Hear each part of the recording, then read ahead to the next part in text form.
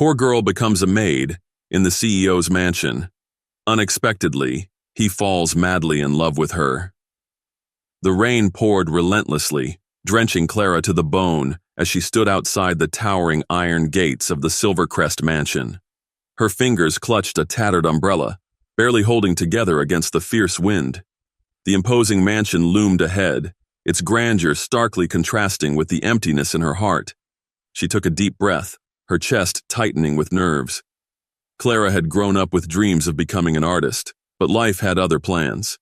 After her parents' tragic accident 2 years ago, she had dropped out of college to take care of her younger brother, Ethan. Barely scraping by with odd jobs, she had applied for a housekeeping position at the Silvercrest mansion, out of sheer desperation. The salary offered was more than she could make in 6 months of cleaning apartments. Her mind raced with thoughts of rejection as the mansion's gates creaked open. A tall man with sharp features, dressed impeccably in a tailored suit, approached.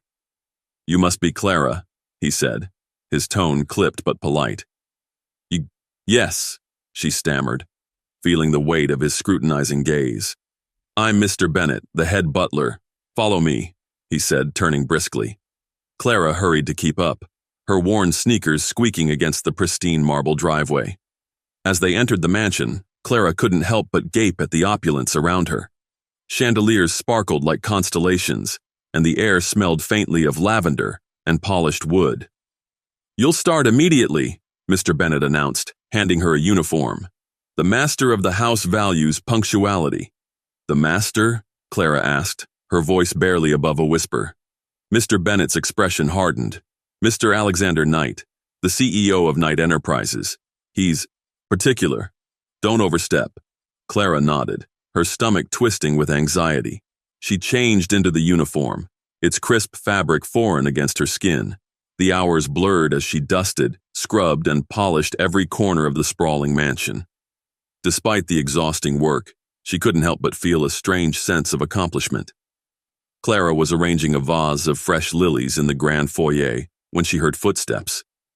Turning, she froze. A man stood at the top of the sweeping staircase, his presence commanding. Alexander Knight. Tall and broad-shouldered, he exuded power and confidence. His piercing gray eyes locked onto hers, and for a moment, time seemed to stand still. "Who are you?" His voice was smooth, but carried an edge of authority. I'm Clara," she managed, bowing her head. "The new maid." He descended the stairs, his gaze never leaving her. "Clara," he repeated, as if testing the name. "Do your job well, and we won't have a problem." "Yes, sir," she said, her cheeks burning. As he walked away, Clara released the breath she hadn't realized she was holding. Alexander Knight was nothing like she had imagined. He wasn't just intimidating, he was magnetic, a force of nature that seemed to pull everyone into his orbit. Days turned into weeks, and Clara settled into her role.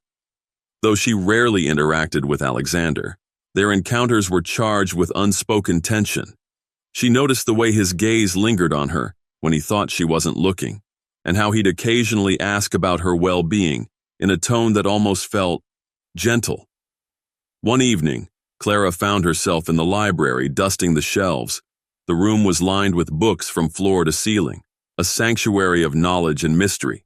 She was so engrossed in her work that she didn't hear Alexander enter.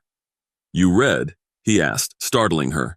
She spun around, nearly knocking over a stack of books. "Oh, yes, when I have the time." He raised an eyebrow, intrigued. "What's your favorite genre?"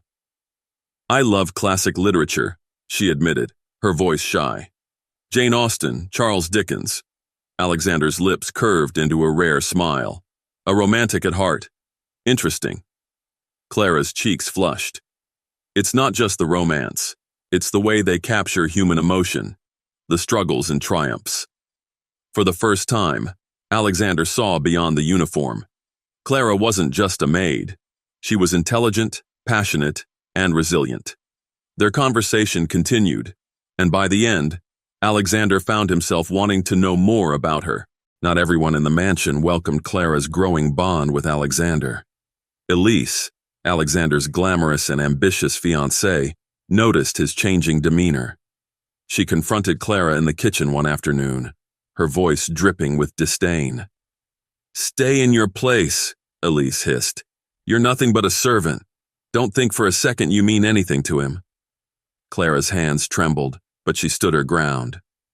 "I have no intention of overstepping, Miss Elise." "Good," Elise sneered. "Because people like you don't belong in our world." Despite Elise's warnings, Alexander's feelings for Clara only deepened. One evening, as they stood on the mansion's terrace overlooking the city, he confessed. "Clara," he began, his voice uncharacteristically vulnerable, "you've changed something in me. I can't explain it, but I've never felt this way before." Clara's eyes widened. "Mr. Knight, call me Alexander," he interrupted, taking her hand. "I don't care about the rules or what anyone thinks. I care about you." Tears welled in Clara's eyes. "But we're from different worlds. This can't work." "We'll make it work," he said firmly. "Together." Their love story quickly became the talk of the city. Paparazzi hounded them, tabloids spun wild rumors, and investors questioned Alexander's judgment. Yet he remained unshaken. Clara, too, endured whispers and stares, but Alexander's unwavering support kept her grounded. On a crisp autumn evening, Alexander orchestrated a surprise. He led Clara to the library, where soft candlelight flickered and her favorite classical music played. In the center of the room was a small table adorned with roses and a velvet box. Clara gasped, her heart racing. "Alexander, what is this?" He knelt before her, his gray eyes shining with sincerity. "Clara, you taught me what it means to truly live. You showed me a world beyond ambition and wealth. Will you do me the honor of being my wife?" Tears streamed down her face as she whispered, "Yes." The engagement was just the beginning. With Alexander's support, Clara pursued her passion for art. He arranged for her to attend private lessons, ensuring she had the time and resources to grow. Her works soon gained recognition, with galleries showcasing her pieces that captured raw emotions and vivid stories of resilience. Elise, determined to ruin Clara, attempted to leak fabricated stories to the press, but Alexander's legal team acted swiftly, exposing Elise's schemes. Her reputation was irreparably damaged, and she quietly disappeared from high society. Meanwhile, Clara's relationship with Ethan blossomed. Alexander treated Ethan like family, helping him enroll in the best schools and encouraging his love for technology. Ethan often said, "You've given us more than a home. You've given us hope." The wedding was held in the gardens of the Silvercrest mansion, adorned with flowers Clara had chosen herself.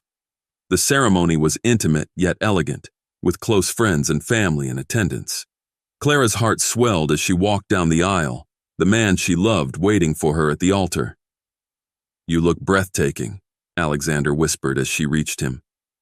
"And you look mine," Clara replied with a shy smile. They exchanged vows that spoke of love, trust, and shared dreams. As they kissed, the guests erupted in applause, and Clara felt a peace she hadn't known in years. Clara and Alexander's life together was a journey of growth and love. They established a foundation to support struggling artists and underprivileged children, ensuring opportunities for those with dreams, but no means to achieve them.